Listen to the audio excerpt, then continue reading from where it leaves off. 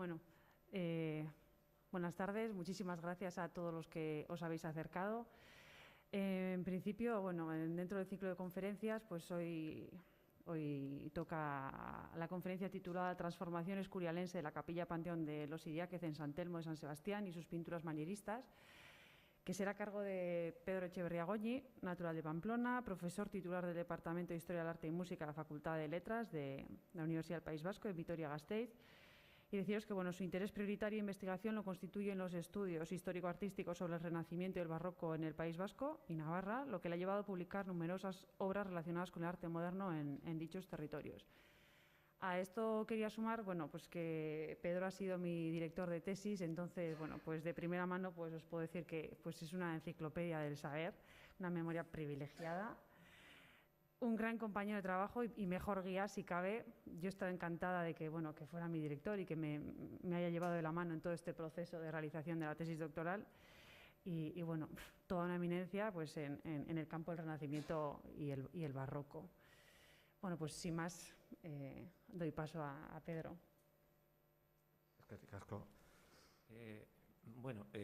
Arratsalde-on guztioi, buenas tardes a todos y a todas.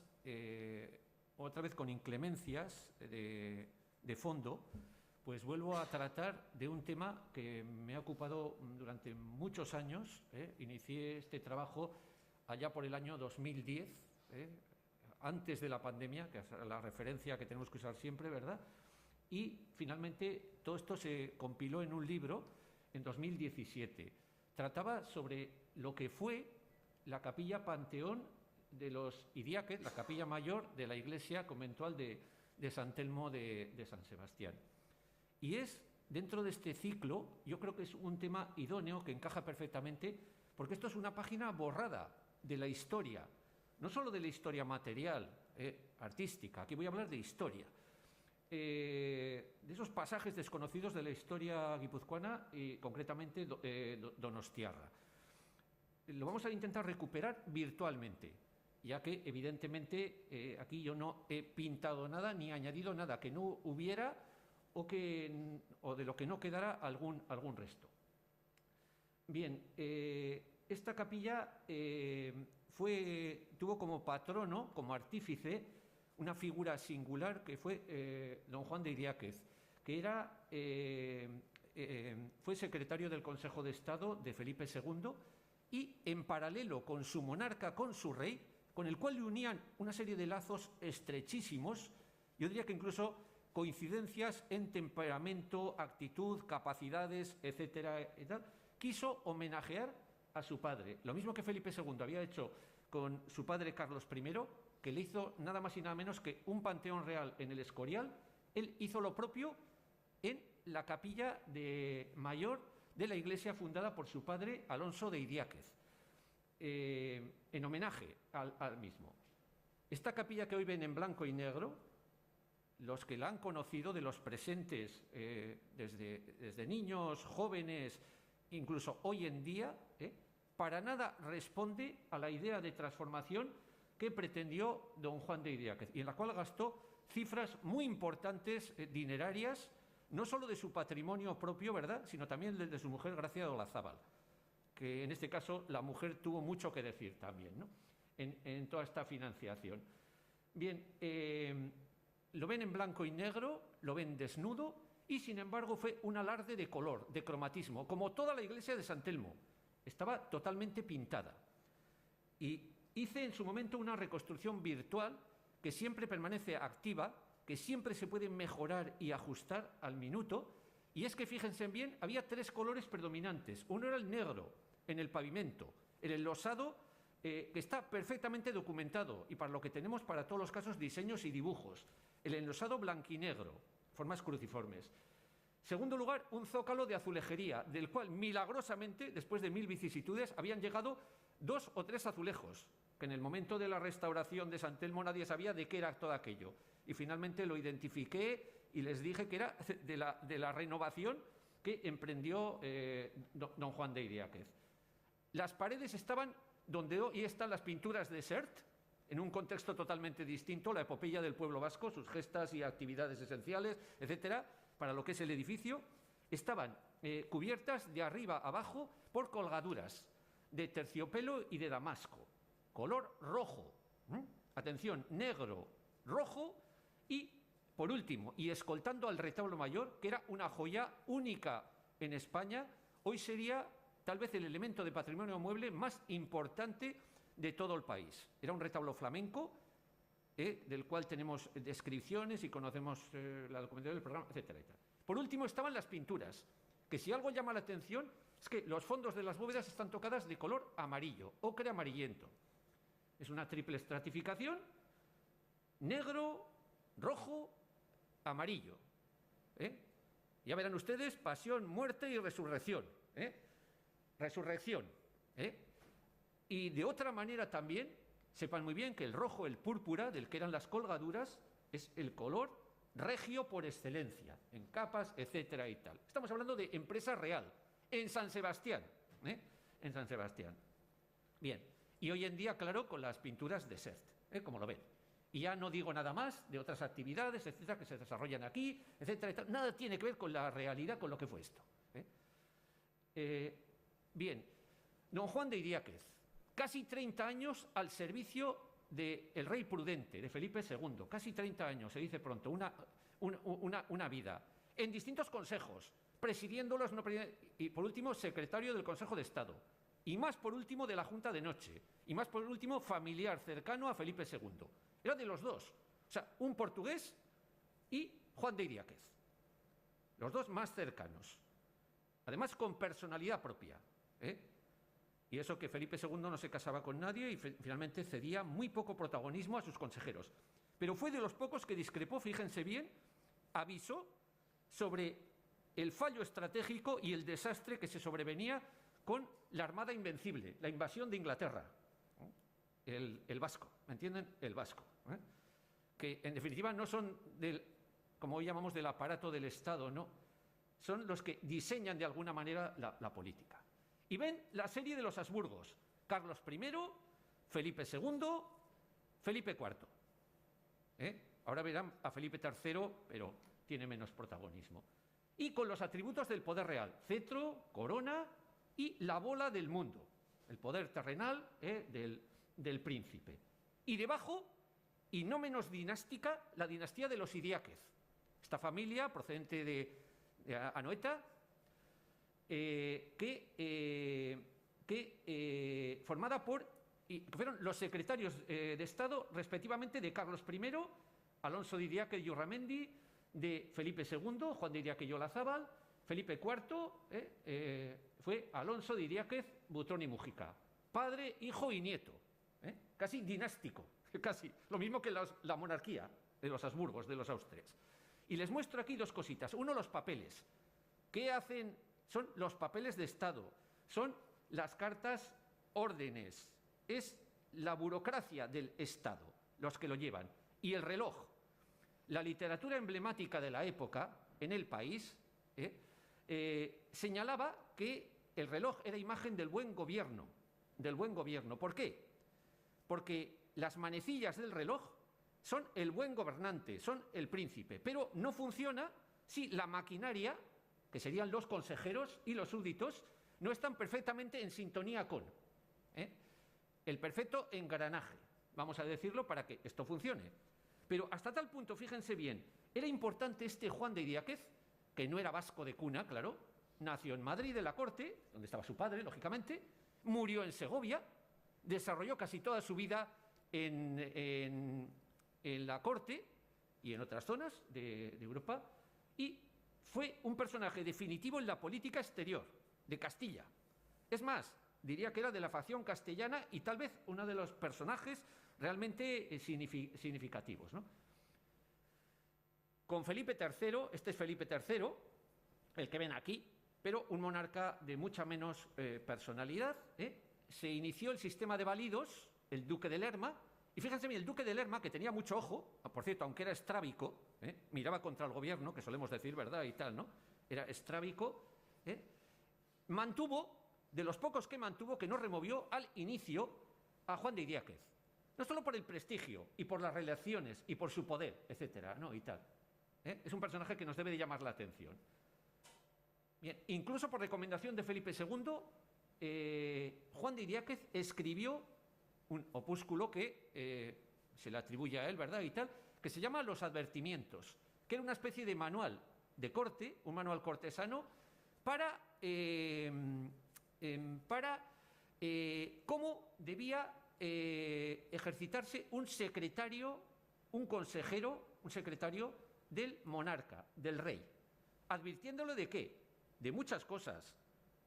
Primero, de la prudencia en sus decisiones, segundo, de la prevención de las intrigas de palacio, etcétera, y tal, y todo esto, ¿no?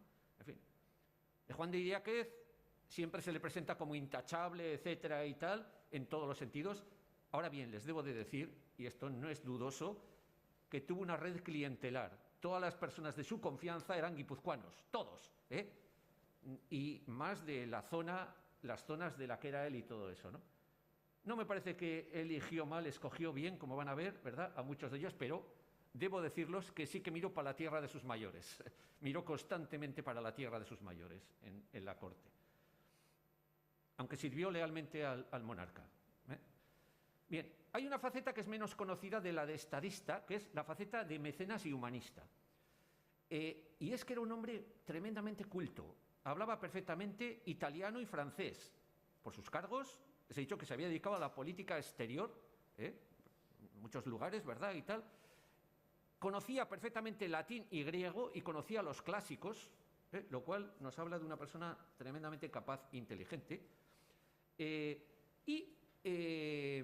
Se relacionó con humanistas, sobre todo Benito Arias Montano y otros humanistas. Conocía, por lo tanto, los contenidos neoplatónicos, para que luego digan los vascos están a la vanguardia. Les diré que no solo desde el punto de vista intelectual, sino también, los que hablaron o escribieron en castellano, los mejores calígrafos eran vascos, los mejores calígrafos que había en Castilla, ¿entienden? Mejores, la escritura, la escritura. Y muchos tópicos más, ¿verdad? Y tal, que habría que descartar. Me pregunto yo si no fueron en parte los protagonistas, no solo de una política, sino de una cultura, como van a ver ahora, los vascos. Bien, participó de tertulias literarias, formó parte de una academia en la que estaban los ministros más cultos, los que tenían mejores bibliotecas, imponentes bibliotecas, como la que tenía nuestro personaje, que por cierto tenía 3 bibliotecas. Ahora les contaré, porque tenía casa en Madrid, tenía casa en, ¿cómo se llama esto?, en Segovia, donde murió, y tenía casa aquí, en San Sebastián, que muchas veces cuando paso por esas calles, cuando pasaba ya en su día, yo decía, para mí, desde la calle Narrica prácticamente hasta el mar, hasta el puerto. Era una casa gigantesca, no sé cómo decir, una casa con torres, con patios, era un pedazo palacio, donde se hospedaban los reyes cada vez que venían a San Sebastián. San Sebastián fue muy visitada por los reyes austrias, por todos prácticamente, por razones que a nadie se le escaparán. Y en la misma cronología, por ejemplo, Bilbao prácticamente no recibió visitas de reyes. San Sebastián. Pero era por razones estratégicas, pero también porque estaban los Idiáquez. Pasando por Tolosa y luego viniendo a San Sebastián, y se alojaban, pernotaban aquí, e iban a San Telmo constantemente, iban a la capilla que les voy a comentar. Todos los reyes, prácticamente, todos los reyes austrias. Bueno, en esta academia se reunían en los distintos palacios, pero el lugar mayor de reunión era una villa que hoy está en un estado lamentable, pero si alguna vez hacen una excursión hacia Extremadura, yo les recomiendo que vayan a verla, porque merece la pena. Es una villa a la italiana.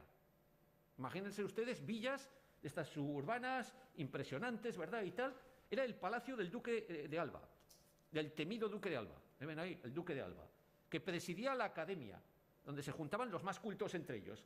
Aquí no eran reuniones políticas, no eran juntas de noche, ni eran nada. Aquí eran reuniones, eran tertulias, como los príncipes del Renacimiento italiano. ¿Se imaginan? Los Medici, etcétera, y tal. Etcétera, con ese patio mudéjar y rodeados de escritores y de artistas, muchos de ellos italianos. Por ejemplo, los escultores de esta, que ven aquí, esta Andrómeda, de una fuente manierista, un jardín allí en Cáceres. El Palacio de Sotofermoso. Hasta el nombre, Sotofermoso. ¿Se fijan? Que es evocador. Y tal. Ahí estaba Juan de Idiáquez. Bien.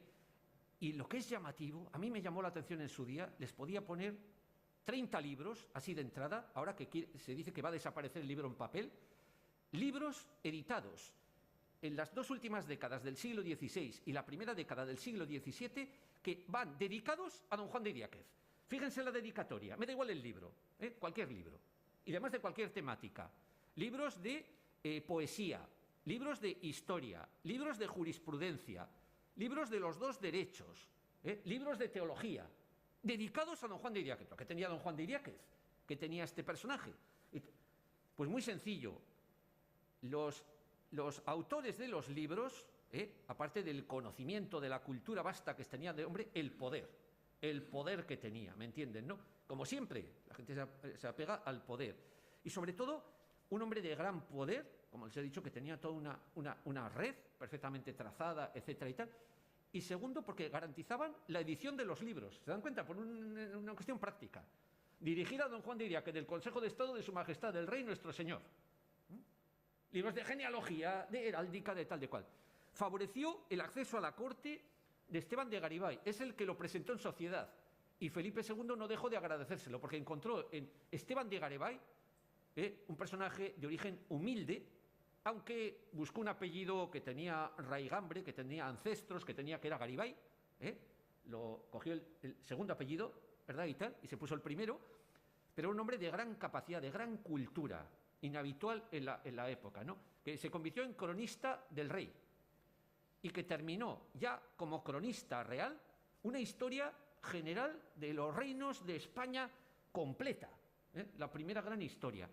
Y el propio Juan de Idiáquez le pidió que le compilara para recordar la lengua vascongada, que no había perdido, pese a todo ello, el euskera, ¿verdad? Y se dedicó a compilar en dos publicaciones, una publicación y un opúsculo, editados en Pamplona, 1596, ¿verdad? Con refranes populares vascos. Pero claro, era el euskera, la variante, yo creo que es vizcaína, porque era de Arrasate, de Mondragón, de Ochandio y de otros pueblos, de ahí no me acuerdo, de pueblos de por allí. Recogió refranes, los ordenó y le pidió que le pusiera la versión en castellano, como el que tienen ahí en la parte inferior, porque además no lo pueden leer, ¿verdad? Ulesaya onari izgichi. A buen entendedor, pocas palabras, se sobreentiende, bastan. ¿Se fija? Refranes que eran comunes entre la gente con sus variantes y para ponerle el equivalente en castellano. La cultura. Pero es que también, aparte de mecenas, protector de escritores, de literatos que le rodeaban, eso es un mecenas en la antigüedad, es que era también un gran coleccionista de obras de arte y tenía importantes pinacotecas. Ya les he dicho, en 3 casas. Sumando el inventario de las 3 casas, tenía retratos de todos los reyes de España. Tenía pintura religiosa, temas contrarreformistas, los habituales, los característicos de la contrarreforma, ¿no? De dogmas, etcétera y tal. Y tenía muchos temas alegóricos. Tenía tapices flamencos, verduras que les llamaban, tenía reposteros. Y finalmente también un gran conocedor de pintura. Claro, había sido embajador en Génova, después fue embajador en Venecia. Conocía, pero muy bien, la pintura de Tiziano, Tintoretto, el Veronés, que les sonarán todos estos pintores. Pero es que facilitó la llegada a España de pintores que iban con su gusto, que a veces era el gusto del monarca y a veces no, porque en esto discrepaban, a veces, ¿no?, del rey. Por ejemplo, de Federico Zúcaro, que es un artista al que yo he visto por detrás y por delante de San Telmo. Los dibujos, los cartones, las fuentes de inspiración, etcétera y tal, me remiten a Zúcaro, ¿no? ¿Qué vinculación tiene Zúcaro? Este vino a España, trabajó en el Escorial, trabajó en la corte, pero finalmente no gustó al monarca. Ya les he dicho que iban de la mano, este iba de la mano del monarca, pero tenía su personalidad, también artística, ¿se dan cuenta? Su carácter. Y desde el punto de vista de la arquitectura, ambos, el monarca era el paladín de la contrarreforma, de la cristiandad, y por lo tanto se decantaron por un tipo de arquitectura, que es la arquitectura escorialense, que se llama. Quien haya estado en el Escorial, desnuda, limpia, con esos monumentos, ¿verdad?, realmente descomunales, no a escala del hombre, y tal, ¿no?, en los cuales se funda gran parte de la leyenda negra española, pero será un vasco, será un amuno, que escribió en castellano, tanto es uno de los nuestros, aunque Su texto es en castellano, pero yo aquí no miro el texto, sino miro la profundidad de concepto. Y dijo que lo desnudo es lo último que se llega a admirar. Por lo tanto, ingleses, franceses, etcétera, no saben, no degustan lo último, la esencia de las cosas. Y tal. Eso es lo que contesta él frente a toda una leyenda negra construida durante 3 siglos, ¿verdad? Y tal, ¿no? Curiosamente, el maestro mayor de obras reales de la Villa y Corte de Madrid le encargó el proyecto de la remodelación de la capilla de San Telmo. Se llamaba Francisco de Mora. ¿Se fijan ahí? Con la firma, en la parte superior, a la derecha. La firma de Francisco de Mora. Y el encargado del montaje de todo, porque es muy dispar, ya saben, distintos azulejos, que colgaduras, que el sepulcro, que el pavimento, que el adosado, fue un arquitecto italiano, Pedro Castello. Vamos, se trajo a los mejores que había en Madrid. Se los trajo a San Sebastián. Yo les quiero rescatar aquí la memoria de todo esto, ¿verdad? Porque me parece que es una página singular de la historia y que no está presente. Todos los libros, todos los folletos, incluso diríamos hasta el presente, que tratan sobre este convento famoso de San Telmo, se refieren al momento fundacional, al convento dominico, a Alonso de Idiáquez. Para mí lo revolucionario, lo brutal fue la intervención como patrono de Juan de Idiáquez. Eso es lo que hay que contar. Y ese episodio de tiempo, esos 37 años, que van de 1577 a 1614. Que eso es lo que dotó a San Sebastián. Ahora mismo sería un reclamo para esta ciudad, lo digo así, lo digo como lo creo, ¿verdad? Y tal, como podría ser lo de Luis XIV, yo qué sé, en San Juan de Luz, o lo otro, o lo tal, para esta ciudad. Hasta perdida la memoria. En la confusión, perdimos hasta la idea de lo que pasó aquí, de lo que ocurrió en esta capilla. Bien, este Pedro Castello es el autor nada más y nada menos, por ejemplo, que de la masonería, esas columnas que ven ahí de jaspes, de mármol, de pórfidos, etcétera y tal, del retablo mayor del Escorial. Pedro Castello, el que se desplazó a San Sebastián. El otro no. Francisco de Mora fue el proyectista, simplemente el que lo hizo desde Madrid, desde la corte. Pero su capacidad era grande, de comprensión de la... Bien.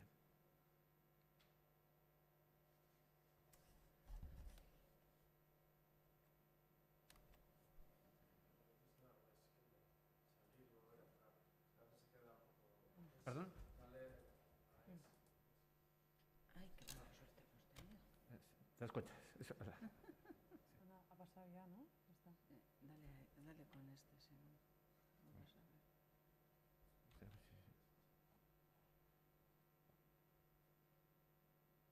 es lo que te decía. A ver, ¿ves? Bien. Dale para atrás, sí, para atrás. Sí. ¿Para atrás? Sí, vale.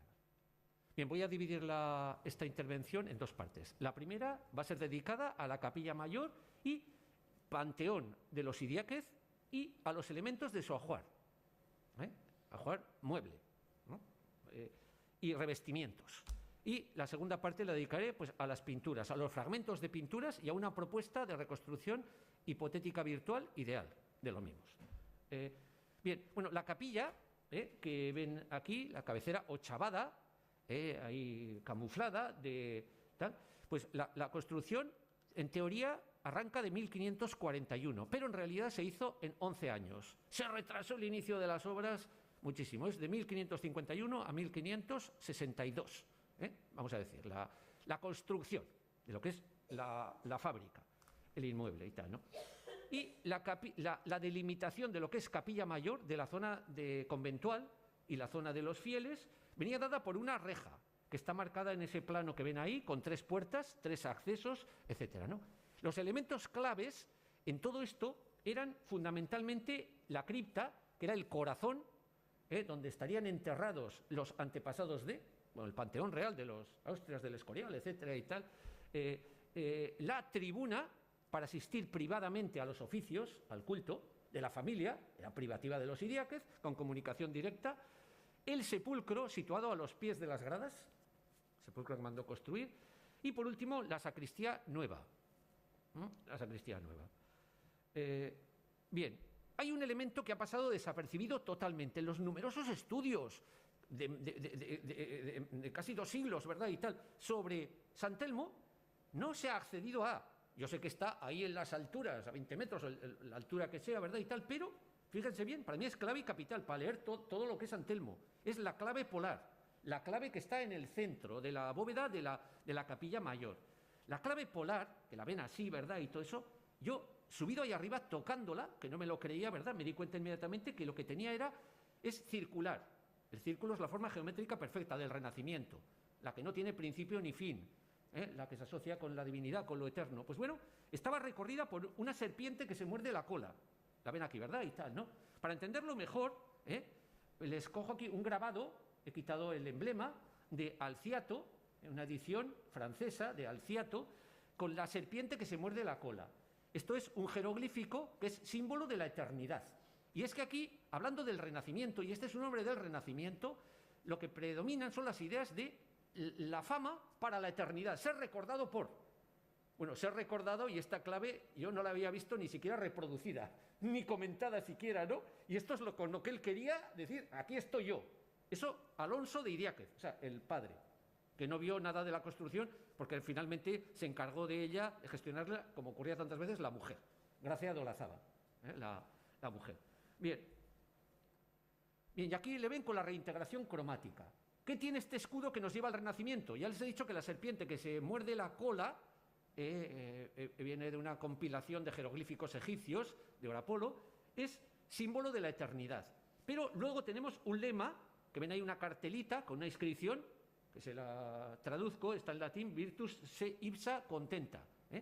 Dice así, la virtud es suficiente por sí misma para nuestra felicidad.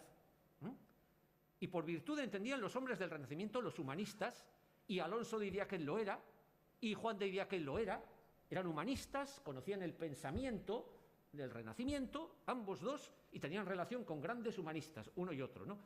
Esta frase viene de un escritor griego, de Diógenes Laercio, y es reproducida más o menos idéntica por otros como Aristóteles y finalmente Cicerón, donde posiblemente la hayan recogido, ¿verdad? Y tal, para ponerla aquí. La virtud, se entendía por virtud la perfección moral. Perfección moral.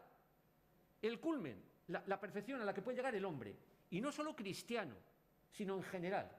Hombre ejemplar, pleno, en todos los sentidos, en todos los órdenes, en las armas, en la tal. Esto no se daba porque sabes muy bien, y sobre todo en política, ¿verdad? No abundan precisamente este tipo de personas, no vamos a decirlo, ¿no? Pero bueno, es la idea y bueno, como todos son ideas, son todos conceptos, eso lo sostiene todo, ¿verdad? Es lo que debe de ser, lo que debiera de ser, ¿verdad? Y tal, pero luego repasamos las biografías, ¿verdad? Y vemos algunos peros. Bien, y luego están las armas. El 1 y el 4 son los Idiáquez y Urramendi, la rama paterna, Idiáquez el buey. Me imagino que será de Idi, los Idi Proba, los bueyes, ¿verdad? Y tal. Y Urramendi, una familia muy interesante, muy importante, ¿verdad? Y tal. O sea, la mujer de Alonso de Idiáquez, del padre, ¿verdad? Y tal. Eran un escudete con una cruz y el fondo, las barras de la Casa Real de Aragón, por una concesión del rey de Navarra. Y tal. Y el 2 y el 3 son las armas de Olazábal Herbeta, u Olazábal Pérez de Herbeta, que me ha dado la atención viniendo para aquí, ¿verdad? Y tal, porque Olazábal es la encina con el jabalí pasante, que ven ahí, ¿verdad? Y tal, y Herbeta, que es de un caserío que se llama Argovia, dice la documentación, ¿verdad? Y tal, cerquita, que se llama Erbitegui, que es una casa que está polémica y que la he visto que ha salido en los medios, ha salido en varios sitios y tal, porque iba a pasar por ahí, creo que es el tren de alta velocidad, o no sé lo que, algún rollo de estos, ¿verdad? Que no sé muy bien, ¿verdad?, cómo van las cosas aquí. Entonces, son casas que además mandó remodelar don Juan de Idiáquez, casas que eran de su patrimonio familiar, los Herbeta, vamos a decir, ¿no? Bien, y ya las piezas. Las piezas son, primero la cripta del corazón.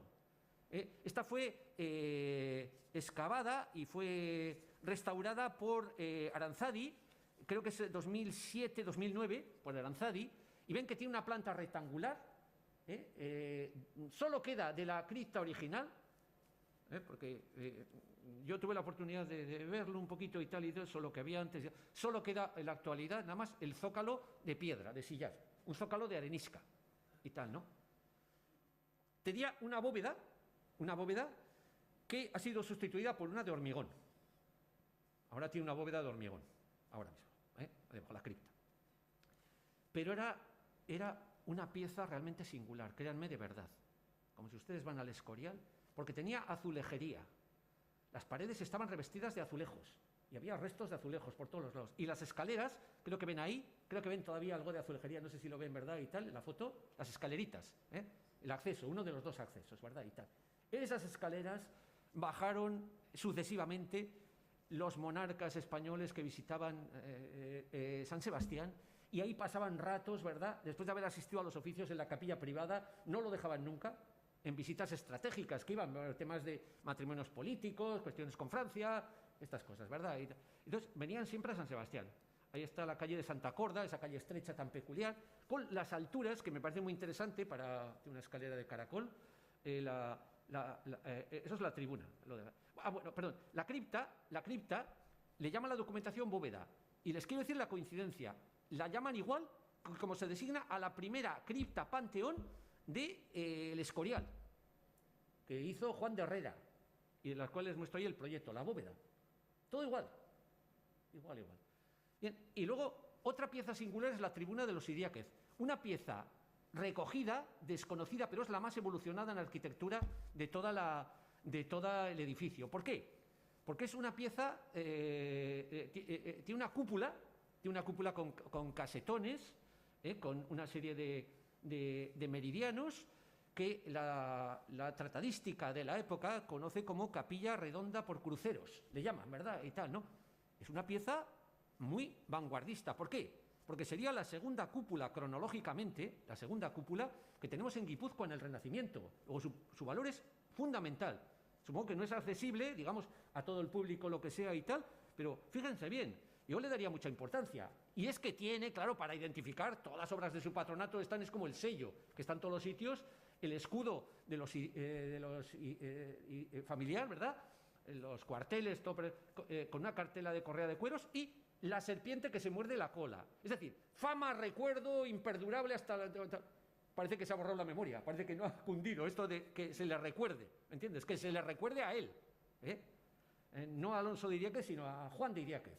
Alonso de Idiáquez no vio nada, no vio ni la iglesia, ni vio el convento, ni vio nada de nada, Y Juan de Idiáquez fue el que lo engalanó, el que lo modernizó, el que lo puso a un nivel, y el que gastó una cantidad de dinero fabulosas.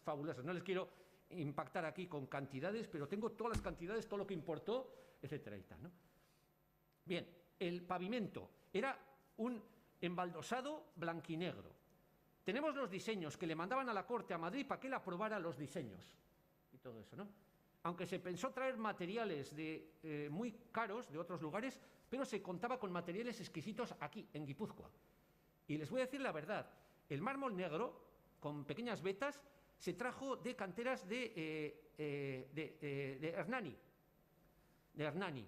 que por cierto, se presentaron como propuesta 2 siglos después para el Palacio Real de Madrid. Un mármol negro de gran categoría, Y el mármol blanco se trajo de canteras ya en la Muga con Francia, yo creo que próximas a Irún. Y las gradas se trajeron de canteras de Berrobi, que creo que es cerca de Tolosa, simplemente. Y fíjense bien la coincidencia, he repasado cuidadosamente el Escorial, y fíjense bien, en la zona del coro tenemos embaldosados que son similares, que siguen el trazado original del embaldosado del Escorial. Lo que he hecho es darle vida, devolverle a esa página de la historia que les he hecho borrada de raíz. Y luego está el zócalo de azulejería, que salieron unos azulejos y andaban todos despistados de cuándo es esto, qué es tal, todo eso. Y yo, claro, ahí me mojé y me impliqué. Yo no me dedico a ello, pero me preparé, lo estudié y confirmé que se trataba de azulejos que eran del revestimiento de azulejos. La documentación dice que se compraron en Toledo.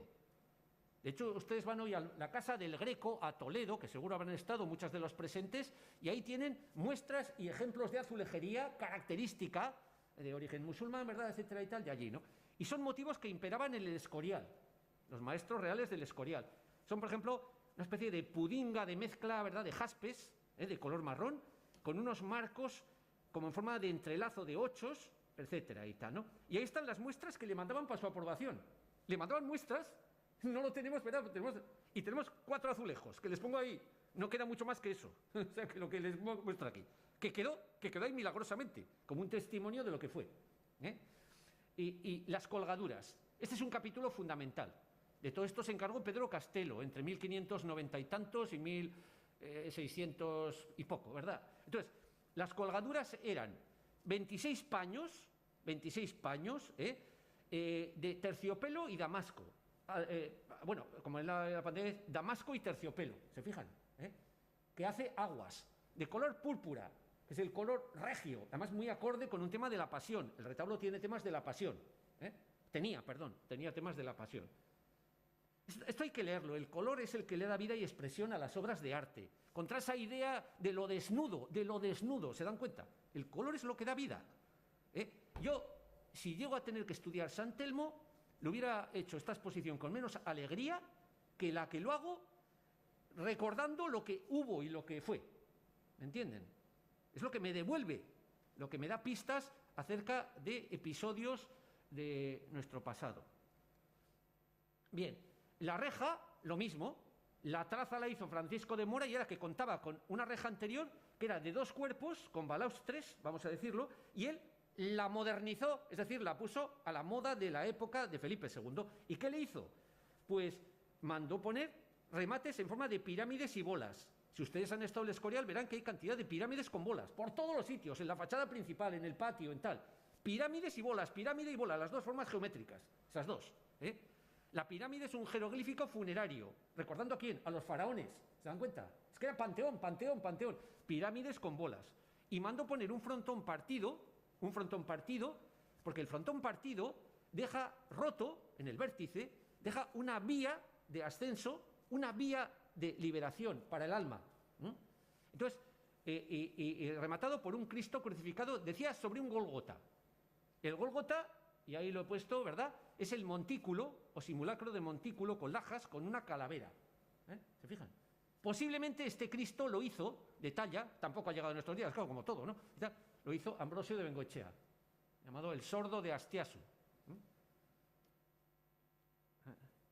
Bien, aunque en realidad era de Alquiza, creo. Pero bueno, le llamaban el sordo de Astiasu porque se casó en Astiasu. Y porque era sordomudo. Bien, y ahí ven la firma de Francisco de Mora, el que trazó todo, nada más y nada menos que se llevó al maestro mayor de obras reales, ¿se dan cuenta? De la Villa y Corte de Madrid, y sucesor de Juan de Herrera en la dirección de las obras del Escorial. Y el sepulcro. El sepulcro lo contrató en 1577 en Génova, aunque él era entonces ya embajador en Venecia, pero lo había sido en Génova. Claro, conocía los mejores talleres que había en Europa para la escultura funeraria. Los mejores talleres, con diferencia. Los mejores monumentos funerarios del Renacimiento, tanto en Andalucía, sobre todo en Cataluña, en Aragón y en Castilla, procedían de talleres genoveses. Y se trajo, como no, lo mejor y lo que era lo oficial.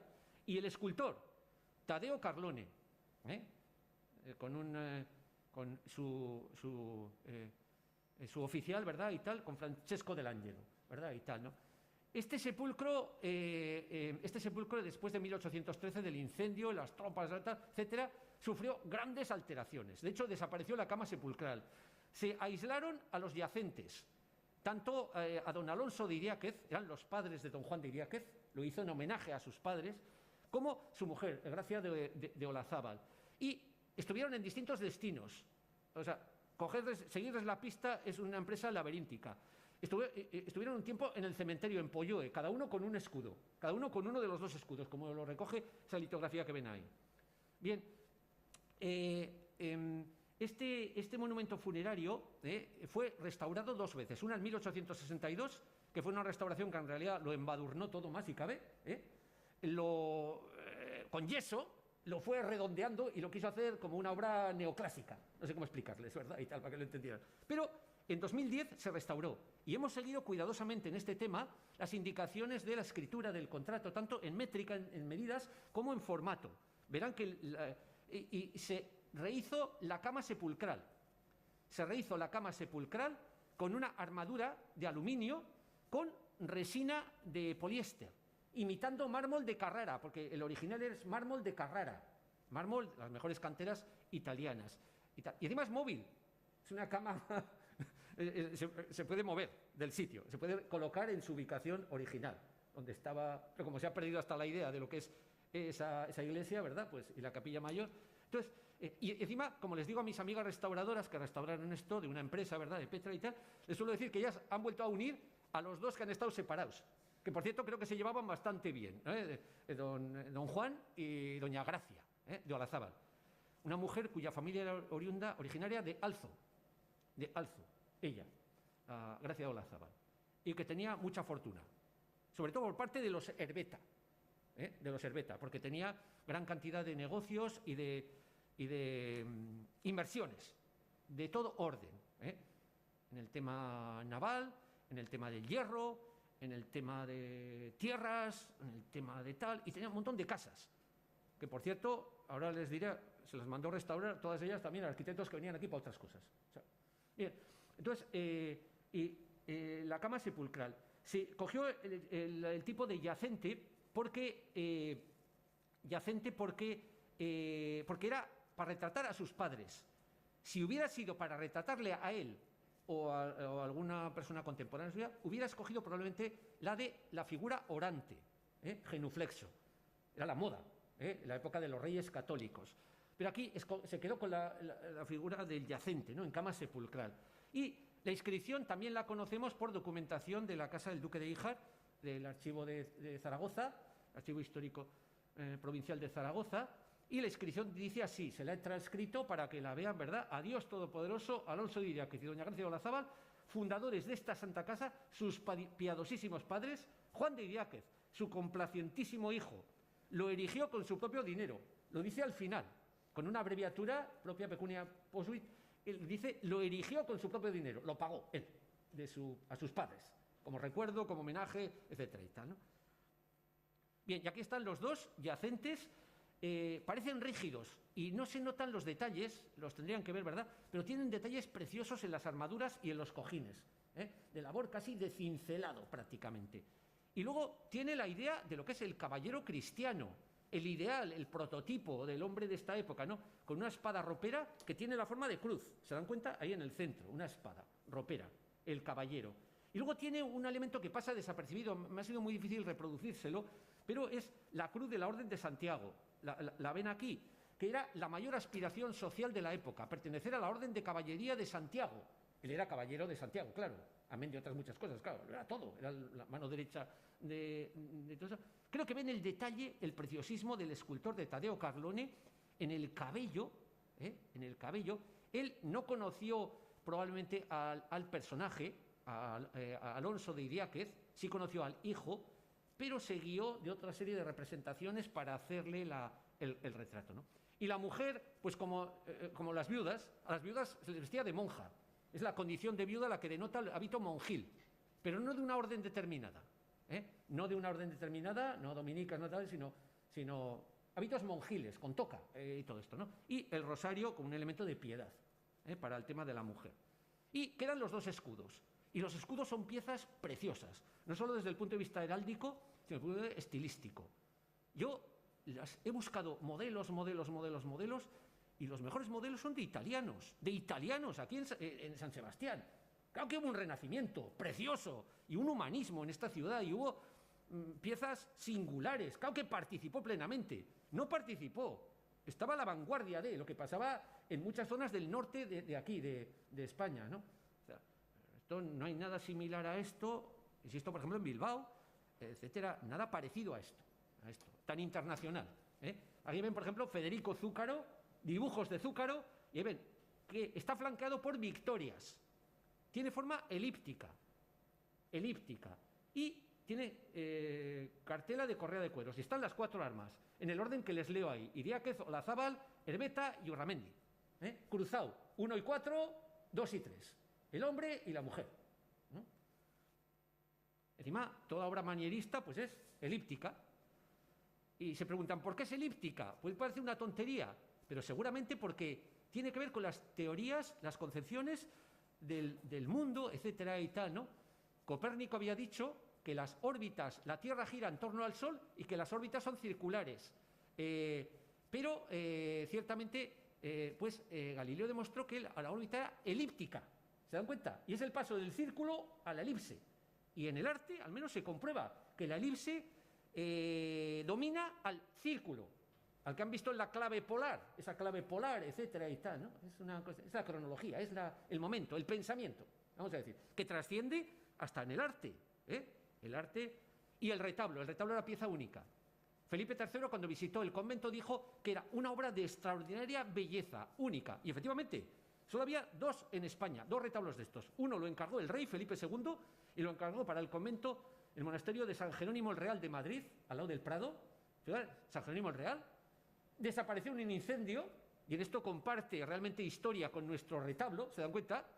Uno fue en la Guerra de la Independencia, este de Madrid, y el otro fue en la retirada de las tropas anglo-portuguesas, en 1813.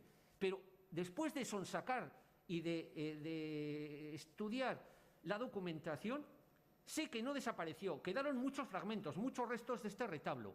¿Y qué ocurrió? En las 2 guerras carlistas, y posteriormente se empleó para utilizarlo como leña para avivar hogueras y fogatas. Se fue quemando, o sea, parece imposible que no haya llegado nada, porque era un retablo monumental, con un gran labor de talla. Se había contratado en Amberes, como documentó Rosa Yerbe, muy bien, ¿verdad?, en 1546. Y lo contrató, fue voluntad del marido, ¿no?, y tal, de Alonso de Iria, que del padre, y tal, ¿no? Y por él conocemos el programa iconográfico, con toda una historia de la redención, la más completa que uno imaginar pudiera, que va con los 2 primeros cuerpos, que es la infancia de Cristo, desde la Anunciación prácticamente hasta Jesús entre los doctores. Luego viene el inicio de la vida pública, que es, se leen siempre de izquierda a derecha y de abajo arriba, siempre se leen, ¿no? La historia, los pasajes sucesivos, ¿verdad? Es como una narración, que está ya pensada, vamos a decirlo, ¿no? Luego viene el inicio de la vida pública, que es el bautismo de Cristo en el Jordán, y luego viene ya los 2 segundos cuerpos, son el ciclo de la pasión, que es sin todo esto no se puede entender las pinturas, el sentido de las pinturas, sin todo esto. Entonces, la pasión es de la entrada de Cristo en Jerusalén y termina con la resurrección. ¿Se fijan?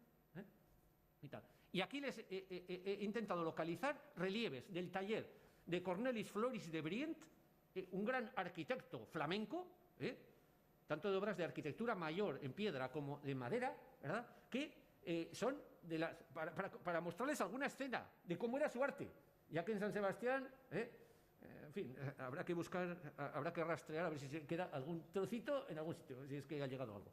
Bien, y por último, Juan de Idiáquez, a diferencia de su padre, fue un gran protector de la orden de los dominicos, un gran protector. Digo en el sentido, sobre todo, de que les dio, los ayudó muchísimo desde todos los puntos de vista, también económico, y por ello se añadieron 2 salas laterales al retablo mayor, en la cual no podían faltar, claro, aunque esto era capilla privada, capilla de enterramiento, de patronato, de una familia. Sin embargo, claro, hay un momento en que también aquí oficiaban los dominicos, etcétera y tal. Entonces, añadieron todo el santoral dominico. Son 10 santos, 10 tallas de santos, que son de la rama masculina a la izquierda, desde el más importante, Santo Domingo de Guzmán, hasta San Pedro González Telmo, la advocación de la titulación del convento, ¿verdad? Y a la derecha, desde Santa Catalina de Siena hasta la última santa canonizada de la orden dominica, la orden de predicadores. Y el escultor fue Ambrosio de Bengoechea, del que dicen las crónicas que dicen que, como él era sordomudo, decía, pero no importaba, porque sus esculturas hablaban, dice. El mejor escultor, sin duda, ¿verdad?, del romanismo, de la herencia de Miguel Ángel en Guipúzcoa. Sin duda, Ambrosio de Bengoechea, discípulo preferido de Juan de Ancheta.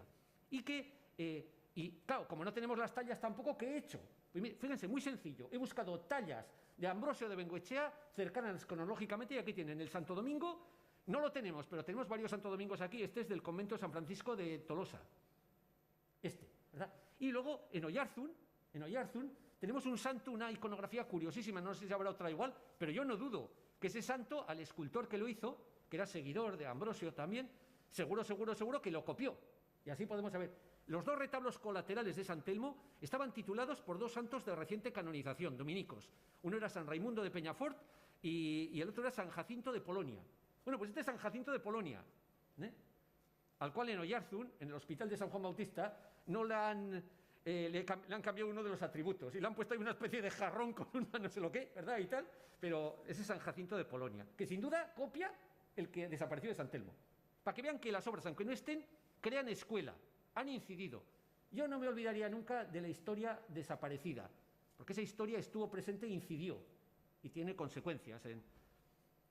Bien, y la última pieza es la sacristía nueva. Bien, esta pieza ya entramos dentro de lo que llamamos el barroco desornamentado, el clasicismo, ya es una pieza tardía de 1614. Aquí tenemos que poner en baza una serie de figuras importantes para San Sebastián, como son figuras de arquitectos e ingenieros, primero italianos. A la cabeza de ellos Tiburcio Spanocchi, que era el encargado de todas las fortificaciones de la provincia, entendiendo por provincia Guipúzcoa, red de fortificaciones, italiano. Y sobre todo a su discípulo más aventajado, que fue el que trabajó personalmente para Juan de Idiáquez, que se llamaba Jerónimo de Soto, que era un arquitecto y un ingeniero de gran formación clasicista. Tenía todos los tratados prácticamente relevantes de arquitectura que de los siglos, desde Vitruvio prácticamente hasta Palladio. Tenía todos los tratados de arquitectura. Bueno, encargó, para que vean que no se andaba con chiquitas, siempre que podía, Alonso de Idiáquez para San Sebastián, la ciudad de sus mayores, el convento de sus mayores, el palacio de la calle Mayor de sus mayores, buscaba siempre al mejor, pero al mejor de la corte, al mejor que estuviera desocupado, ¿me entienden?, ¿no?, al que pudiera traer y todo eso. Y buscó para hacer las trazas a Pedro Brizuela, y también para revisar las trazas, y como ejecutor a Jerónimo de Soto. La sacristía es una pieza monumental. Qué pena, yo la vi original. Bueno, digo pena desde mi punto de vista, claro, eso no cuenta para nada, esto no mueve molinos, ¿sabes? Quiero decir que tal, pero qué pena, les quiero decir la verdad, porque era una pieza realmente singular. Rectangular, tenía huecos para enterramientos, tenía 3, tenía un hueco para el altar. Ahí ven en uno de los dibujos de Brizuela, lo que era el altar, en uno de los lados menores, otro para una especie de aguamanil y tal. Y lo único que queda es que orientar la mirada para arriba, porque ahora es una sala del Museo de San Telmo, ¿no? El Museo de la Ciudad, el Museo de San Telmo, etcétera y tal. Y son las bóvedas de lunetos, que ven ahí, ¿no? Bien, Jerónimo de Soto también hizo palacios. No les he querido traer aquí, pero esto sí que hubiera sido interesante para muchos. Intervino en muchas casas, que eran de todas las familias, y las familias de Juan de Idiáquez, los Herbeta, los tal, los cual, etcétera. Proyectó incluso un palacio en Anoeta, al lado del caserío original, la casa de sus mayores, Idiáquez. Hoy no tenemos ni el caserío ni el palacio, que no se llegó a hacer de él, ¿no? Está borrada la huella. Yo me he desplazado a los pueblos para ver los sitios, los lugares y tal, y lo que me encuentro en ellos ni les cuento. Es esa geografía difusa, borrada, descontextualizada de todo, ¿no? O sea, de la historia. Pero normal, es la historia, que todo lo arrasa, que todo lo borra. Bien, y las pinturas. Bueno, en el año 2008, fruto de unas filtraciones, aparecieron desconchaduras en la bóveda. Y en las desconchaduras lo observaron algunas personas, que había pinturas. Y dijeron, ostras, hay pinturas. Y como siempre en esta vida, ¿no? Oh, pinturas, oh, tal. Noticias en la prensa, etcétera y tal. Y todo esto. Y a mí me llamó una técnico del museo que me dijo que estaba totalmente preocupada de las obras que se emprendían allí, de todo lo que se iba a hacer, etcétera y tal, y a ver si yo podía decir qué era eso, qué significaba y si tenían un valor. Así como lo cuento. Me llamó Ana Santo Domingo, etcétera y tal. Y fui aquí y pude comprobar, revisando las cosas y tal, que estaba toda la iglesia pintada, no solo la capilla mayor, toda la iglesia. Y todavía la tenía, después de todas las tropas y el saqueo y el asedio y todos los destrozos que tenía esa iglesia y todo. Tenían las pinturas, aún estaban. Eso sí, fragmentariamente, etcétera y tal, ¿no? Aparte de eso había 3 escudos de escayola pegados con cemento. No quieres otro tipo de accidente, otro tipo de agresión, ¿me entiendes?, ¿no? Al soporte, al muro, al paramento, ¿no? Y tal, ¿no? El escudo de San Sebastián, lo ven ahí, ¿verdad? Y tal, ¿no? Etcétera y tal, eso y tal. Y luego, ¿qué apareció? Pues bueno, en las bóvedas, lo primero que se vio, etcétera y tal, era que era fondo amarillo, ocre amarillento y gris. Y esto llamaba la atención, como, ¿qué es esto? O sea, un fondo amarillo, no azul, que es lo normal, una azulita, el cielo, la eternidad, la tal cual, sino amarillo, ocre amarillento y grisalla. Y además figuras que parecían hasta bien hechas, incluso. Bueno, las pocas que se conservaban, que no fueran muñones, como la película de Walking Dead. Bien, las inscripciones, aparecieron 2 inscripciones fragmentarias a ambos lados. Y aquí viene el misterio el intentar descifrarlas, etcétera y tal. La de la izquierda, complejísima, da igual las vueltas que se le dé, 100.000 veces, etcétera y tal, es complicada. Yo casi desisto, habrá que ver otra manera de leerla, etcétera y tal, pero hay dos palabras que a mí me llaman la atención, que después de 1000 darle vueltas creo que son las palabras que son, no lo he escrito así, pero creo que son la clave. En la inscripción del lado del Evangelio, la última palabra en letras capitales parece decir inventor, que establece un paralelismo, un parangón entre la labor de Dios como creador, la invención, que le llaman, y el artista. El artista es como un segundo creador, vamos a decirlo, ¿no? Es decir, que tiene la potestad de dibujar lo que hay en la naturaleza, pero puede corregirlo, puede modificarlo, puede mejorarlo, también evidentemente puede empeorarlo, ¿verdad? Y tal, y la otra palabra clave que nos trajo por la calle de la amargura es que aparece en canon más pequeñito, la última línea, la palabra fecit, que como saben siempre indica, todo en latín, claro, que es la lengua para este tipo de inscripciones, lo hizo.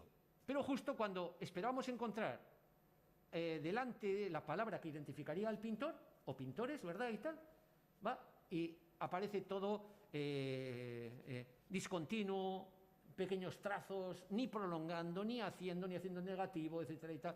No hemos conseguido dar con el tema, el testimonio documental. En cambio, la inscripción del lado del Evangelio se conserva también fragmentaria, del lado de la epístola, perdón, bajo la ventana del lado de la epístola, en uno de los paños de la cabecera ochavada, pues, sin embargo, esta sí que permite al menos reconocer, leer, Idiáquez, Juan de Idiáquez, patrono del Consejo Real, Concili Regis, ¿verdad?, etcétera, Iusit Fieri, mandó que se hiciera. Y el único documento, siquiera indirecto, fue publicado por María José Aramburu en una monografía magnífica que del arte religioso en Vergara, y es que, hablando de otro tema, es decir, buscando un mayordomo de la iglesia de Santa Marina o Sirondo, la del barrio de Vergara, buscando tasadores para la obra de la pintura mural de la iglesia de Santa Marina, dice, y les muestro aquí, ¿verdad? Y tal, dice San Juan de Gorostola, etcétera, dice, ha tenido noticias de cómo en la villa de San Sebastián, monasterio del Señor San Telmo, de ella había muy buenos y singulares pintores, dice. Que emplee la expresión muy buenos y singulares pintores se refiere a que no son los pintores propios del país, de los talleres del país, sino que son pintores, se había traído pintores, dice así, ¿no? Dice que pintaban el crucero mayor de dicho monasterio y que a uno de dichos pintores se le podía traer. A ver si lo aprovechamos para llevar a Vergara, a ver si lo traemos a Vergara. Finalmente no fue el que tasó allí, ¿verdad? Fue Juan de Lejalde, o sea, fue otra. Bien, ¿y por qué? El calificativo de muy buenos y singulares pintores y otros datos, como por ejemplo de la temática, el tema, el estilo y otros aspectos nos indican que estamos hablando de pintores que conocían muy bien la obra que se estaban haciendo en el Escorial, tanto en la iglesia, en la basílica, como en las distintas dependencias. Por ejemplo, ven aquí a Zúcaro, al que voy a traer aquí constantemente, van a ver dibujos de Zúcaro por todos los lados. No está materialmente, pero está espiritualmente, ¿me entienden? Aquí, en estas pinturas. Está él allí. Zúcaro, esa gloria celeste, o Luca Cambiaso, que era un pintor genovés, donde había estado el triunfo de la Trinidad, en el coro de la Basílica del Escorial. Aquí está la reconstrucción que hemos hecho del Padre Eterno aquí en San Telmo, y también pintores como Francesco de Urbino, a la derecha, que es, ven ahí un evangelista. Es la misma temática que van a ver en la bóveda de la capilla mayor de aquí. Son evangelistas, profetas, ángeles, arquitecturas fingidas y fondos de oro. Esto es una dependencia del Escorial ahí arriba, que se llama la celda prioral baja. El Escorial. Está en la corte, es artífice de la política, como les he dicho, exterior, imperial, en 3 continentes, vamos a decirlo, ¿no? Entonces, claro, es... El arte refleja la historia. Bien, la técnica me indica que estamos ante pintores que conocen muy bien lo que es la pintura que se llama de techos, la pintura de la cuadratura. Aunque las bóvedas son de tradición gótica, las de San Telmo, este país, no, es decir, son anteriores, ¿verdad? Y tal, pero, fíjense bien, primero el empleo de cartones. Ahí se ve cartones. Los cartones, ya saben, son papelones para ajustarlos a los plementos de la bóveda y trasladan un dibujo mediante el estarcido que se llama, ¿saben? Puntillan, y lo he marcado ahí, ¿verdad?, en las manitas que tienen a la izquierda, ¿se fijan? Esos puntitos discontinuos, ¿no? El uso de cartones, trasladando composiciones. Segundo, el empleo de ejes de simetría. Está trazado con carboncillo, lo he marcado con una flechita en blanco en la segunda, ¿se fijan? Una flechita en blanco, un eje de simetría con carboncillo. Se llaman mediatrices, es para los ejes para la simetría, es una idea del Renacimiento. Después, el sombreado, donde se ha conservado el original, he subrayado la rodilla de ese ángel Benaí, etcétera y tal. Los escorzos prodigiosos anatómicos, ¿no? Bien realizados, ahí en las alturas. Los pintores de aquí, en fin, les voy a decir la verdad, no lo sabían hacer así, con esa maestría. Ese estudio anatómico, vamos a decir esa. Luego, muy importante, las iglesias se iluminaban precariamente, con luz de velas. Una iluminación precaria, que por cierto producía incendios, en fin, y otra serie de deterioros. Pero los pintores hacían efectos ópticos y sombreaban, buscaban zonas a la luz, zonas a la sombra, daban luz a lo que no tenía luz con el color. De ahí que, claro, así por ejemplo, los arcos apuntados, si se fijan, uno de los lados, en este caso el lado izquierdo del arco más a la izquierda, está muy sombreado, se fijan, con un trazo muy grueso. En cambio, el de la derecha está con un trazo fino. Lo mismo ocurre con ese frontón fingido, simulado, ese trampantojo, que la mitad está más a la sombra, se fijan, y la mitad está a la luz. Como no hay luz, con medio claro-oscuro, buscamos la luz. También la luz para realzar el modelado, es decir, que las figuras tienen cuerpo. Por ejemplo, en los fondos amarillos hay zonas que están dadas con sombra tostada. ¿Se dan cuenta esos pies? Sombra tostada, que es como perfilar con un sombreado que saca las figuras fuera, parece que revolotean, etcétera y tal. Y por último, lo que se llama el elemento participativo, es decir, figuritas que se giran y nos invitan a entrar, ¿se dan cuenta? A las escenas. Detalles de saber pintar, vamos, de saber organizar las superficies. No todos saben organizarlas, hacen una pintura muy planista, ¿se dan cuenta? No saben profundidad, no saben perspectiva, no saben. Bien, y los fondos son dorados, ya que vemos el asunto. ¿Por qué los fondos son dorados? Bueno, pues muy sencillo, porque estas pinturas beben directamente ¿en quién? En Miguel Ángel, en Rafael, los maestros del Alto Renacimiento italiano. ¿Y de qué manera? Ustedes se van a San Pedro del Vaticano y verán que el anillo, el tambor de la cúpula, la monumental cúpula de Miguel Ángel, ¿verdad? Y tal, está dado con mosaico dorado, ¿se dan cuenta? O esa obra de Rafael, una de las estancias del Vaticano, están imitados en las cúpulas, en las bóvedas, están imitándose el oro dorado. Todo esto es por un motivo, ¿saben? Porque lo dorado, en obras áulicas, cortesanas, es un fondo, como diría, sobrenatural, aparte del lujo. Es un fondo de origen bizantino. Es una idea de ver el cielo. Todo esto se repite en grandes empresas y también capillas mayores de toda la arquitectura española.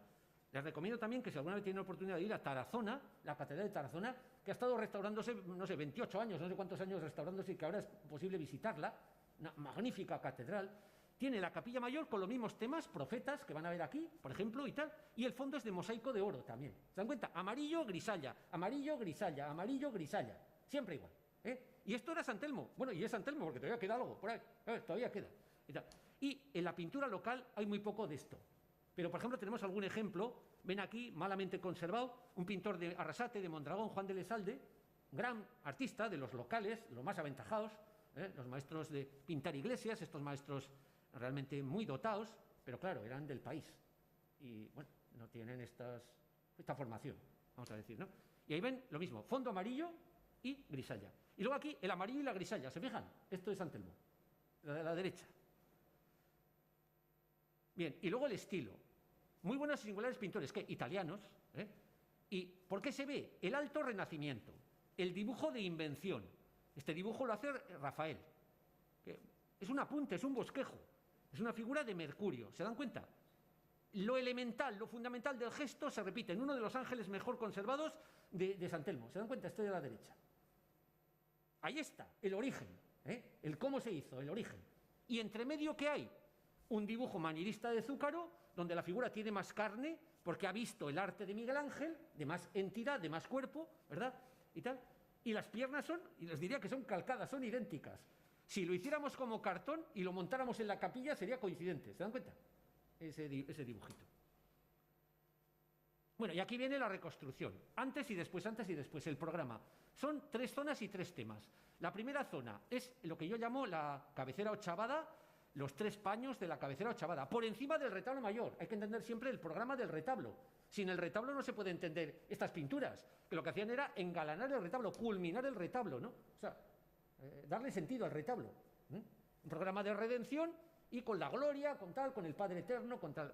Bien, entonces ahí ven lo que apareció, la silueta del escudo, el escudo. Y había otros 2 escudos. El paño de la izquierda, la izquierda del espectador, que es el paño del lado del Evangelio, estaba prácticamente perdido. Ese paño no tenía nada.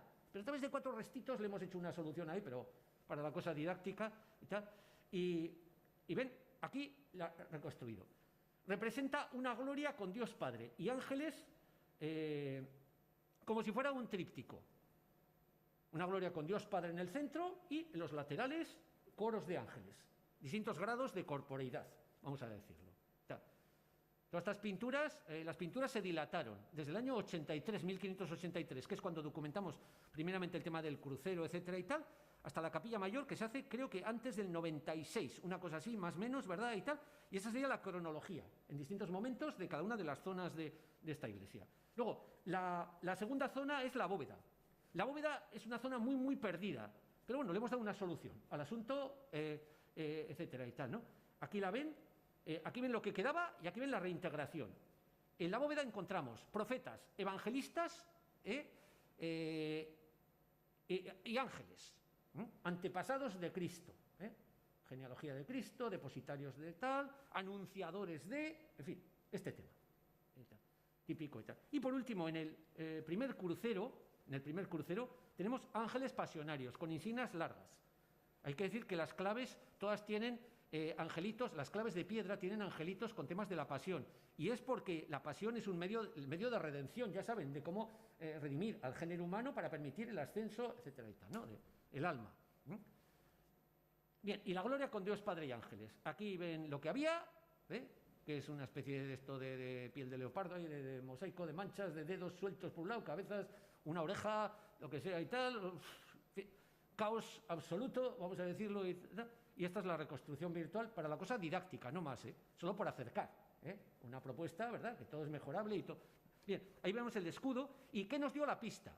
Ya de entrada los propios restauradores repararon. Miren, había a los lados del famoso escudo de San Sebastián, que es la madre del Cordero aquí, que tapaba lo que tapaba, que no sabemos lo que tapaba o cómo tapaba o qué había. Hay 2 opciones posibles, etcétera y tal. La pista nos la dieron 2 manos. 2 manos que sobresalen a los lados del gran escudo que había de escayola de la ciudad de San Sebastián, el escudo que todos conocen, que se ven todas las empresas, se ve en el retablo mayor de Santa María del Coro, se ven, en fin. Bueno, pues ven una mano que bendice, la bendición bizantina característica, la mano derecha, en la afirmación de la Trinidad, ya saben, con 2 dedos, etcétera, la bendición, y la otra mano abierta, en una actitud declamatoria. ¿Qué hicimos? Pues buscamos un dibujo.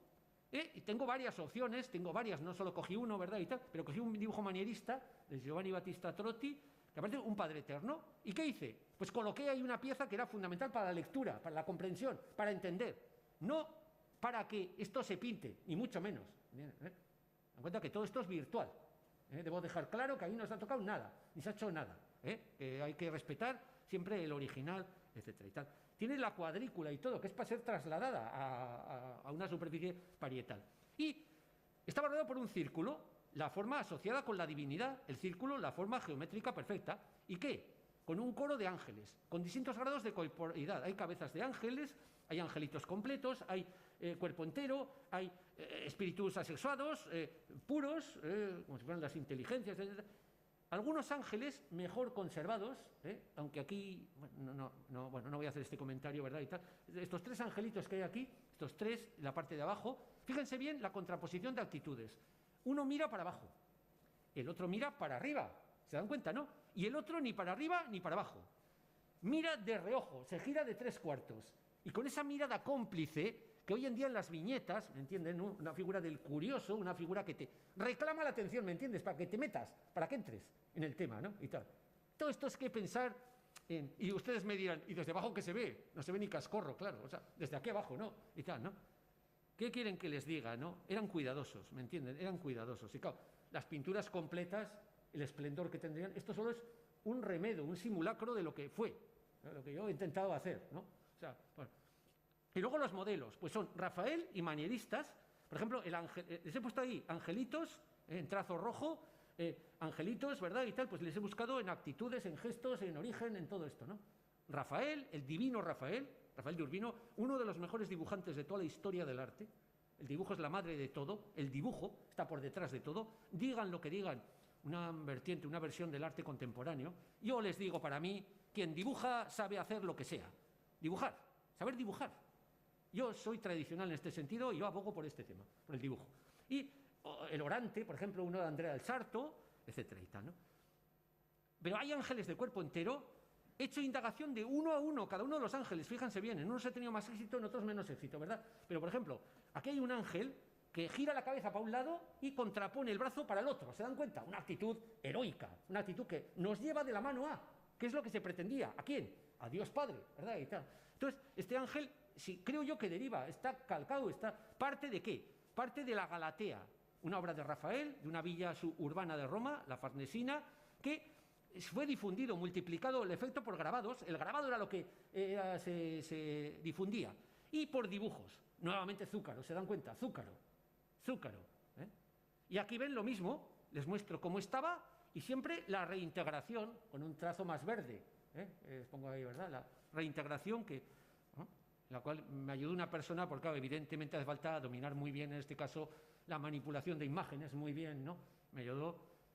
quiero decirlo, ¿verdad? Kira Borch, ¿verdad? Y tal, que ya pues, intentaba interpretar, y a veces se desesperó, yo creo que me iba a matar ya finalmente, ¿verdad? Después de hacer 1000 reconstrucciones, 1000 pruebas, 1000 ensayos, 1000... O sea, bueno, bien.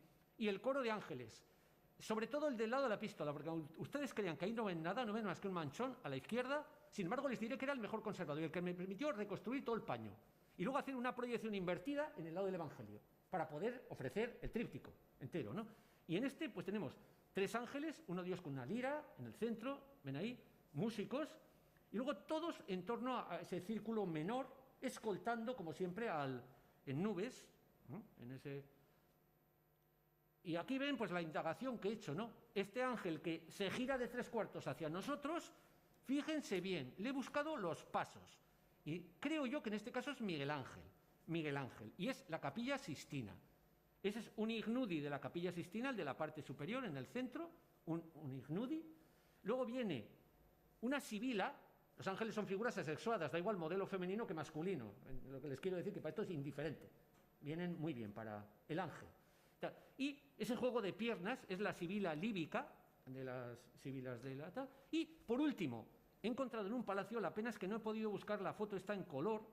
Yo quería haberlo hecho en Roma, haberlo encargado en Roma, ¿verdad? Pero no he podido ser. Un pintor español, una de estas, formados en Italia, que puede ser también perfectamente uno de los que vino aquí a San Sebastián, bien formado en Italia, no sé cómo explicar, y capaz de hacer esto que les voy mostrando, que es Pedro Rubiales, el Palacio de los Conservadores, en una historia de Escipión. Si se dan cuenta un detalle, repite las formas. El brazo extendido, se dan cuenta, la cabeza girada hacia nosotros, introduciéndonos en la escena, nos van llevando de la mano, ¿verdad?, como recomendaba Alberti, hacia el tema principal. Son elementos didácticos. Y aquí vemos la reconstrucción hecha del ángel este. Bien, pero es que las ventanas, esto es trampantojo, esto es arquitectura fingida. Y es que las ventanas de San Telmo, perdón que lo diga, ¿verdad?, y tal, lo que es la arquitectura original de San Telmo es muy discreta, en el sentido de que son ventanas adinteladas, rectangulares, con 4 cuarterones, ¿se dan cuenta? Hoy cegadas, ven las ventanas. Pero claro, aquí la pintura las moderniza totalmente, ¿verdad? Les añade y les pone encima un elemento que ya va para el Renacimiento, y si me presionan más, para el clasicismo, que es un frontón partido en volutas, que es una creación para la historia del arte de Miguel Ángel. Pero cuando Miguel Ángel crea algo, no se crean ustedes que solo diseña una forma. No. Lo que diseña realmente es un elemento dentro de un programa neoplatónico. Un frontón partido en volutas, él lo decía así en las tumbas de los Médicis, es un frontón roto que permite una vía de escape para el ascenso del alma. ¿Se dan cuenta la idea? El origen del motivo, del elemento. Entonces, ahí tienen el frontón con un busto femenino, etcétera y tal. Y busqué una sala en la que yo creo que don Juan de Iriáquez, que elegía muy bien los motivos, ¿verdad?, se pudo inspirar. Es en Génova, una villa.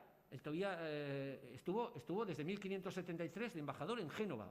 Y es la villa Tobía Palavicino. Fíjense ustedes bien, esto es San Telmo, a mi juicio. O sea, hay que ir a Génova, ¿verdad? Y tal, para ver San Telmo, verlo con otros ojos, claro. O sea, con ojos distintos. Y nuevamente un dibujo de Zúcaro aquí abajo, ¿no? ¿Se fijan? Zúcaro.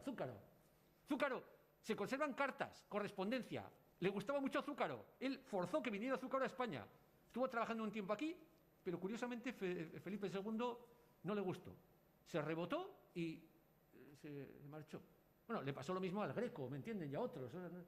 Felipe II era, en fin, era más Tomás. Era bueno, era un pintor bueno, pintor manierista. Bien, la segunda zona son los profetas, evangelistas y ángeles. Así ven ese simulacro, ese esqueleto, esa faz destartalada de la bóveda de la capilla mayor, una estrella de 6 puntas, y en los plementos triangulares hay más o menos lo que yo he cogido con esta herradura, que ven aquí, ¿verdad? Y tal, ¿no? Había espacios para 10 profetas, patriarcas y profetas del Antiguo Testamento. Los 4 profetas mayores, Isaías, Jeremías, Ezequiel, Daniel, los 4 profetas menores y, como no, Moisés y David. Moisés y David. Solo han llegado a nuestros días 2 y una cartela completa. La cartela es el marco ese ovalado elíptico, de correa de cueros, etcétera y tal. ¿Y cómo recompongo? Pues imagínense ustedes, aquí en este caso ha tenido que ser todo, o sea, tremendo, ¿no? ¿Qué se me ocurrió? Pues muy sencillo. Bueno, las 2 que se conservan, las que están abajo. Esas 2 que están abajo. Bueno, aparte de los profetas tal, había 4 plementos, esos que son en forma de punta de flecha, ven, en rojo. ¿Se dan cuenta? Eran los 4 evangelistas, los depositarios de la verdad revelada. Están, por lo tanto, en una zona estructuralmente hablando más ahí fuera. Incluso me falta el misterio, aunque tengo una propuesta para el último plemento, ese triangular, justamente ese triángulo de aquí abajo. ¿Se dan cuenta? Pero está todo recompuesto. Lamentablemente, lo mejor conservado son lo que es lo ornamental de esta bóveda, que son los plementos que están más cerca del arco, ese triunfal, que es el que conecta con el crucero, ¿no? El último arco. Esos 2 que estaban los más completitos. Bueno, pues lo que he hecho ha sido coger profetas de la Sistina, que no creo que no ando muy errado, y dibujos hechos a partir de profetas de la Sistina. Como ven ahí, el de la parte de arriba, ¿se dan cuenta? Para los profetas. Y en lo de abajo pues tenemos a Moisés y el otro profeta, del que no se puede decir cuál de ellos es, ¿verdad? Y tal. Me pareció que su actitud era exactamente igual que la de Agostino Veneciano, un grabador de la obra de Rafael. ¿Se fijan aquí? Está con un libro agachado leyendo.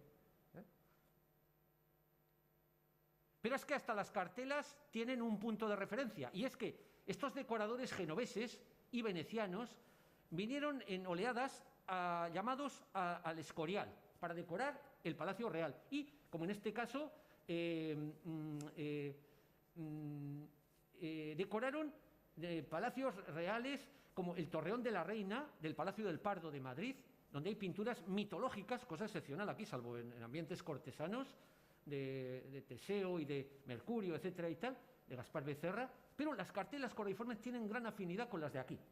Y también con las del escudo, las de los escudos de los sepulcros, ¿no? Etcétera y tal, ¿no? Y los artistas, pues son artistas genoveses que vinieron aquí, Giovanni Battista di Castello y Rómulo Cincinato. Bien, los evangelistas, que eran 2. Pero fíjense ustedes, lamentablemente, ya les he dicho que esto parece la película de Walking Dead, esos de los muertos vivientes, ¿no? Y tal, porque resulta que uno de ellos es San Juan, no cabe la menor duda, San Juan. ¿Por qué? Porque tiene el águila, se fijan a los pies y tal, ¿no? Pero le falta la cabeza. ¿Va? Bien, así es la vida, ¿no? Bueno, y bastante completo está, porque esto es milagroso, o sea, no sé, es lo que han querido las filtraciones, ¿no? Y el otro le falta todo el tercio inferior, luego no tenemos el tetramorfos y no sabemos cuál es. Bueno, pues para los 2 busco propuestas. Yo creo que derivan totalmente de Ignudis de la Sistina en origen.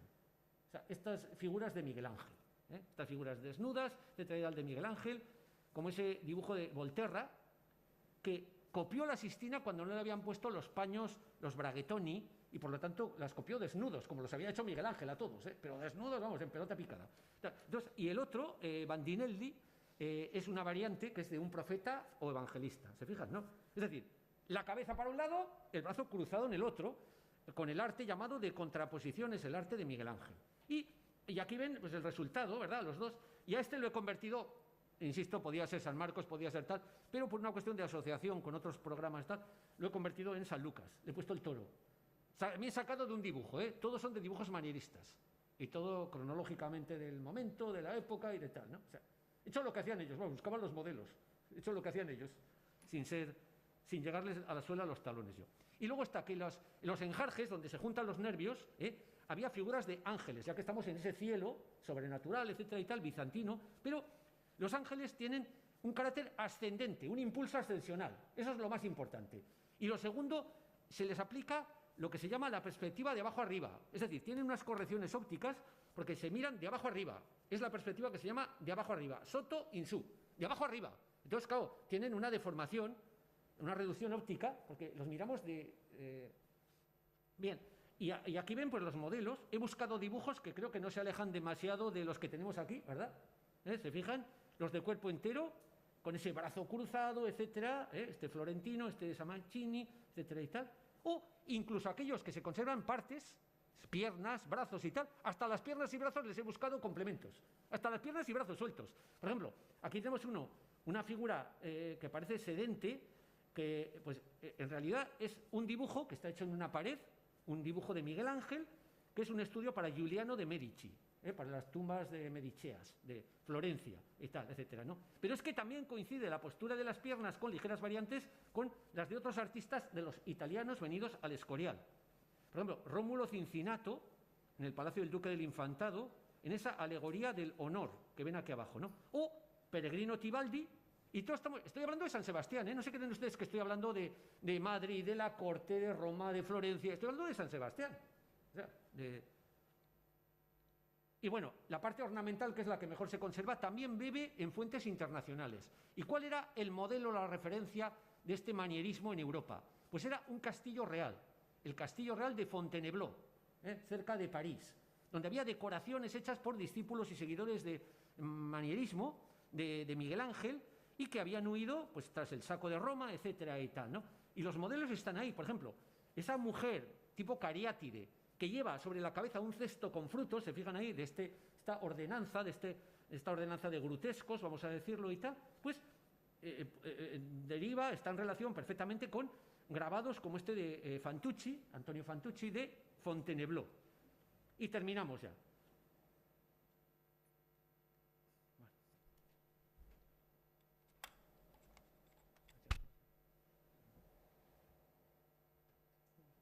Que no sé cómo era reiniciarlo. Antes le daba el escape, pero espera, vamos a ver, ratón, a ver si pasa. Sí, listo. Vale. Bien, y la última zona, y termino. Ya. Bueno, la última zona son el crucero, los ángeles pasionarios. Así estaba, y esta es la reconstrucción virtual. Bueno, la parte decorativa, es decir, los plementos de los extremos, vamos a decirlo, tienen dos motivos, que parecen meramente decorativos, parecen cadenciosos, rítmicos, son guirnaldas, con cintas, con frutos, etcétera y tal, con hojas de laurel, etcétera y tal. Pues no son meramente ornamentales y decorativos como la gente piensa, sino que las guirnaldas en los monumentos funerarios romanos ya desde entonces eran símbolo de la inmortalidad. Atención al dato. Y estamos en un panteón funerario y tal, ¿no? Y luego están roleos también rítmicos, tallos vegetales, curvos, etcétera y tal, que les he buscado los dibujos, aquí un dibujo italiano, pero más importante todavía si cabe. Esto que les monto aquí es del Ara Pacis. ¿Saben? El monumento que se erigió por Augusto, el emperador romano, a la paz augustea. ¿Se dan cuenta? La paz, que es la aspiración máxima. Y fíjense bien, el dibujo parece que lo continúa. Y nuestros roleos de San Telmo de San Sebastián de Donostia, lo mismo. Y los ángeles. Son figuras que revolotean con estudios anatómicos que denotan el conocimiento de Miguel Ángel, clarísimamente, y son 4 ángeles que tienen símbolos, yo le llamo las insignias largas de la pasión, o tenían, aunque están algunos perdidos y tal. El primero de ellos, uno con la lanza, Fíjense bien con dibujos hechos por Federico Zúcaro, que están en la Biblioteca Nacional de Francia y que se hicieron mucho antes de la Avenida España, sus dibujos, 1560 y tantos, etcétera y tal, ¿no? Y figuras que vuelan con esa perspectiva soto in su, de abajo arriba, con esos escorzos, con esos revolotean en ese cielo. Son pinturas magníficas, magníficas, la verdad. ¿No? Y hay dos que no quedaba nada. Y fíjense cómo de Muñones dirán, qué inventiva tiene este, ¿verdad? Dirán, qué inventiva tiene. Miren, de Muñones, ¿verdad? El de la izquierda, lo que aparecía era eso. Pero yo me fijé en el muslamen, en la pierna izquierda. Y en paralelo a la pierna izquierda vi un trazo recto, perfectamente recto. Y dije yo, tate, puede ser la cruz. Y fíjense bien, ahí he buscado uno de los dibujos hechos por un español, una de las águilas que estuvo en Italia, Gaspar Becerra, que vino después aquí a España, del Cireneo, con la cruz monumental, uno de los dibujos del juicio final de Miguel Ángel, y fíjense bien también como Peregrino Tibaldi, un pintor que decora la biblioteca del Escorial, y aquí tenemos a nuestro ángel. Y así le he reintegrado y le he hecho como les he dicho antes, el muslo de la pierna izquierda, no sé cómo explicar, y lo que yo he creído que es la cruz, he deducido que debe ser esto, con el travesaño de la parte de arriba, sin más. Y más difícil me lo ponían todavía. En la parte de abajo quedaba una columna, eso sí, preciosa, quedaba el capitel de la columna, preciosa, como la de un tratado de arquitectura, una columna corintia, se dan cuenta y tal, ¿no? Yo aquí no tenía nada, absolutamente nada, pero me ha parecido ver un ala que sobresale en un lado, etcétera y tal, y he dicho, me he repasado cuidado los dibujos de Zúcaro, y le he puesto un ángel. Ven aquí el ángel. Por un momento me ha permitido ser artista, sin tener ni la categoría y tal, el ángel, con la y tal. Y el último con la caña y la esponja, la que con vinagre, etcétera, que le dieron a Cristo y tal. Bien, este es el mejor conservado, con diferencia. Y aquí está todo el proceso, yo creo. Para mí, la génesis está en el dibujo del Mercurio de Rafael, para la Villa Farnesina, la difusión a través de grabados de Marco Antonio Raimondi, etcétera y tal. Y luego, cómo no, el que le da cuerpo, corporeidad, el que lo pone al día, es Zúcaro. ¿Se fijan? Y tal, ¿no? Y aquí vemos la reintegración del nuestro. Y la última imagen. Aquí quiero hacer únicamente una conclusión que es un trasfondo de todo el mensaje que les he querido contar aquí, y es que he hablado todo el rato de los fondos amarillos, de ocre amarillento, esos fondos originales de las bóvedas de San Telmo. Y he hablado de que el único animal completo que se conserva, hasta tiene el pico amarillo, fíjense bien, una cosa curiosa, es el águila. El único animal de todos los que han llegado arriba de las pinturas. Está entero, una cosa sorprendente. Y tiene esa cabeza, esos ojos de rapaz, etcétera. Entonces, he hecho lo siguiente, tomando una frase que se atribuye no a Felipe II, sino que fue usada por Felipe II, que la cogió de su padre, de Carlos I, ¿verdad? Que en mi imperio nunca se pone el sol, un imperio que pivotaba sobre 3 continentes, Europa, América y África, ya saben, ¿verdad? Etcétera. En mi imperio nunca se pone el sol. Una frase que viene de Heródoto, que a su vez Heródoto la pone en boca de Jerjes, otro de los grandes emperadores que busca un imperio mundial, en el mundo, etcétera y tal. He querido establecer este paralelismo. El bestiario dice que el águila es el único animal que puede volar hasta el sol. Son historias fabulosas de animales, ¿verdad? Y tal, que puede buscar hasta el sol sin que los rayos le afecten, vamos a decirlo, ¿no? Y tal, ¿no? Vamos a entender, en mi imperio no se pone el sol, vamos a pensar en Felipe II por un momento, y vamos a pensar en el águila, esa que se puede acercar sin que le afecten los rayos, vamos a decirlo. Vamos a pensar en don Juan de Idiáquez, ¿no? Juan de Idiáquez es el motivo, su padre, él y su padre son el motivo por el que los reyes no olvidaban nunca, desde que entraban en Salinas de Leniz, vamos a decirlo, hasta que iban a San Sebastián y a Irún, a la frontera, vamos a decirlo, el único motivo por el que permanecían más tiempo en los palacios, en las casas principales de los Idiáquez en San Sebastián, también en Tolosa, ¿verdad? Y por el que no olvidaban nunca ir a misa, a las funciones en San Telmo, y el que visitaban, y lo dicen ellos de preparar, a mis leales servidores, que fueron los Idiáquez. Insisto, agentes de la política, no solo aparato del Estado, sino agentes en gran medida de la política exterior de la corona española en el siglo XVI. Y bueno, ya esto es lo que les quería contar, por eso me he desplazado hoy aquí a San Sebastián, ¿verdad?, para participarles de algo diferente, distinto.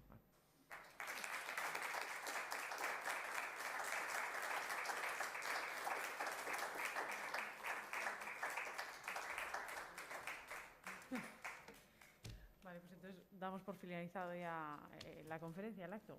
Bueno, pues muchísimas gracias, Pedro. Me he quedado corta en la presentación. No, muy bien, muy bien. No, había que hacerte la palabra porque No, sabía que se iba a ser hacer para largo. Debía haber sido más breve. Se podrían haber hecho muchísimas más hay que ir al cosas. grano, hay que ir al grano. Y el grano era esto, contarlo lo que he descubierto estos años pasados, ¿no? Muchas gracias, Pedro. Y muy agradecidos por la presencia aquí. Recuerdo que en la presentación del libro, que se hizo también aquí en la ciudad, hubo una serie de circunstancias climatológicas adversas, increíbles, ¿no? Un vendaval, una galerna, les iba a decir ahí, fue en el 2017, 18, no me acuerdo, 17 creo que fue, ya no me acuerdo, y ocurrió lo mismo, ¿no? Y bueno, les agradezco mucho y espero que no hayan salido defraudados de la... En absoluto.